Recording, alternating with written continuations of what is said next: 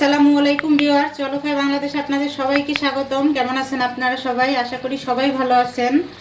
আবারও চলে আসলাম আপনাদের জন্য নতুন একটি স্ন্যাক্সের রেসিপি নিয়ে। আজ আমি আপনাদের তৈরি করে দেখাবো জাপানিজ এবি ফ্রাই অথবা চিংড়ি ফ্রাই। এটা বানানো আসলে খুবই সহজ আর খেতে অনেক বেশি মজার।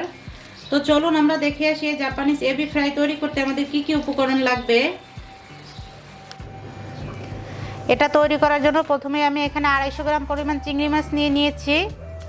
আর চিংড়ি মাছটাকে ধুয়ে পরিষ্কার করে উপরের যে একটা শীট দ্বারার উপর যে একটা ময়লা থাকে সেটাকে ফেলে দিয়ে আমি নিচের মাছেলগুলোকেও একটু কেটে দিয়েছি, এতে করে আমি যখন চিংড়ি মাছটা ফ্রাই করব চিংড়ি মাছটা সোজা থাকবে।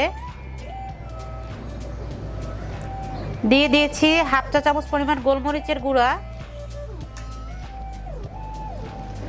স্বাদ মতো দিয়ে দিব লবণ, 1 চা চামচ দিয়ে দিচ্ছি লেবুর রস, এতে করে চিংড়ি মাছের যে একটা গন্ধ থাকে অনেকে সহ্য করতে পারে না সেটা চলে যাবে।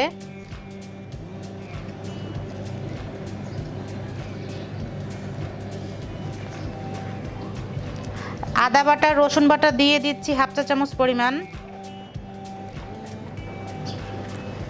মানে সমস্ত কিছু একটু ভালো করে মেখে আমি রেখে দেব ম্যারিনেট করে 10 মিনিট। চিংড়ি মাছটা এদিক থেকে ম্যারিনেট হতে হতে আমরা যে কোট করব চিংড়ি মাছটা সেই কোটিংটা আমরা রেডি করে নেব। এখানে আমি 1 কাপ পরিমাণ ময়দা নিয়ে নিয়েছি, দিয়ে দেব স্বাদ মতো লবণ, লাল মরিচের গুঁড়ো দিয়ে দিচ্ছি 1 টেবিল চামচ পরিমাণ, এটা আপনাদের স্বাদ অনুযায়ী আপনারা ব্যবহার করবেন। আর ভাজা জিরের গুঁড়ো দিয়ে দিচ্ছি 1 চা চামচ পরিমাণ। এই সব কিছু একসাথে ভালো করে একটু মিশিয়ে নিব।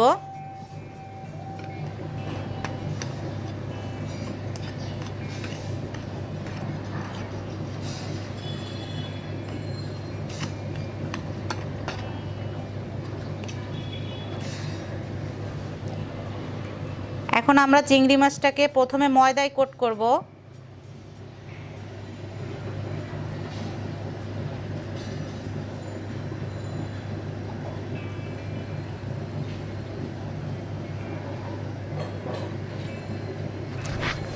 ময়দায় কোট করা হয়ে গেলে যে এক্সট্রা যে ময়দাটা থাকবে ওটাকে ঝেড়ে ফেলে দিয়ে আমরা এখানে একটা ডিম ফেটিয়ে রেখেছি শুধু লবণ দিয়ে, ওইটাই কোট করে নেব।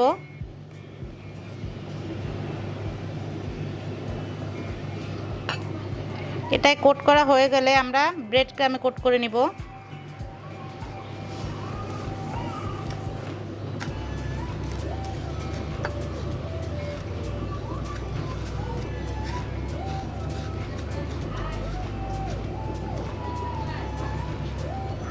এই যে দেখতে পাচ্ছেন এই সেম একইভাবে আমি সবগুলি করে নিব।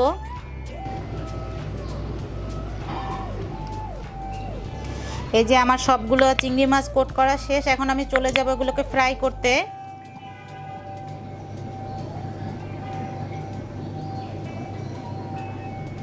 আমরা এখন চিংড়ি মাছগুলোকে ফ্রাই করার জন্য এখানে একটা প্যানে পর্যাপ্ত পরিমাণ তেল দিয়ে নিলাম।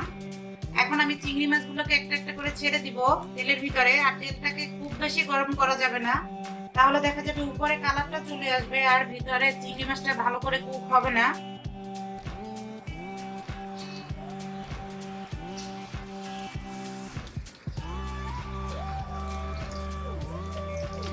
চিংড়ি মাছটাকে আমি দুইটা সাইডে গোল্ডেন কালার করে ভেজে নিব।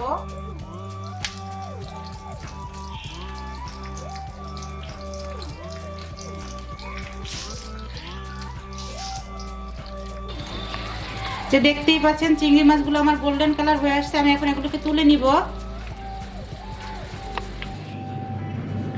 এই যে আমার তৈরি হয়ে গেল জাপানিজ এবি ফ্রাই অথবা চিংড়ি ফ্রাই। তো এটা আপনারা একবার হলেও বাসায় ট্রাই করবেন আর কেমন হয়েছে সেটা কমেন্ট করে আমাকে জানাবেন। আপনাদের যদি ভালো লাগে তাহলে অবশ্যই আমার চ্যানেলটা সাবস্ক্রাইব করবেন, পাশে থাকা ছোট্ট বেল আইকনটি ক্লিক করবেন, এতে করে আমি যখন নতুন ভিডিও আপলোড দেব সাথে সাথে আপডেট চলে যাবে। লাইক কমেন্ট শেয়ার করতে কিন্তু ভুলবেন না। সবাই ভালো থাকবেন, সুস্থ থাকবেন আর অবশ্যই নিরাপদে থাকবেন। আল্লাহ হাফেজ।